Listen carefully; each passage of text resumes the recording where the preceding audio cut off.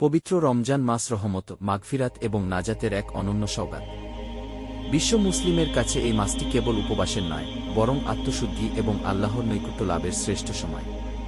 মহান আল্লাহ তায়ালা ইরশাদ করেছেন, রমজান মাসই হল সেই মাস যাতে নাজিল করা হয়েছে আল কুরআন, যা মানুষের জন্য হেদায়েত এবং সত্যমিথ্যার পার্থক্যকারী। রমজানের মূল তাৎপর্য। রমজানের মূল লক্ষ্য হল তাকওয়া বা আল্লাহর ভয় অর্জন করা। সারাদিন পানাহার থেকে বিরত থাকার মাধ্যমে একজন মুমিন নিজের নফস বা কুপ্রবৃত্তিকে নিয়ন্ত্রণ করতে শেখে। প্রচণ্ড তৃষ্ণা ও ক্ষুধা থাকা সত্ত্বেও আমরা যখন খাবারের সামনে বসে কেবল আল্লাহর ভয়ে তা স্পর্শ করি না, তখন আমাদের মনে এক বিশেষ আধ্যাত্মিক শক্তি জাগ্রত হয়।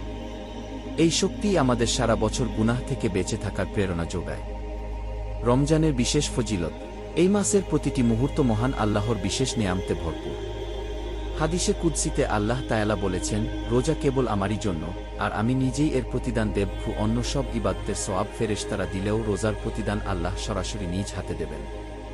রাসূলুল্লাহ শাহ বলেছেন, যে ব্যক্তি ঈমান ও সওয়াবের আশায় রমজানের রোজা রাখবে, তার পূর্বের সব গুনাহ মাফ করে দেওয়া হবে।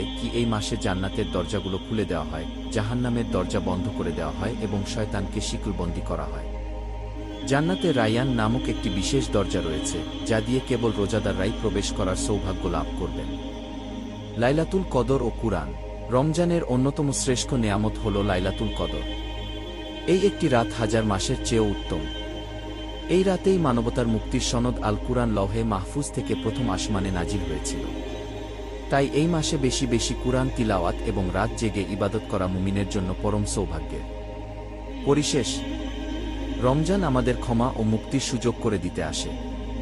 সিয়াম সাধনার মাধ্যমে আমরা যেন আমাদের চরিত্রকে সুন্দর করতে পারি এবং অন্যের দুঃখকষ্ট অনুভব করতে শিখি। যে ব্যক্তি রমজান পেয়েও নিজের গুনাহ মাফ করিয়ে নিতে পারল না, তার মতো হতভাগা আর কেউ নেই।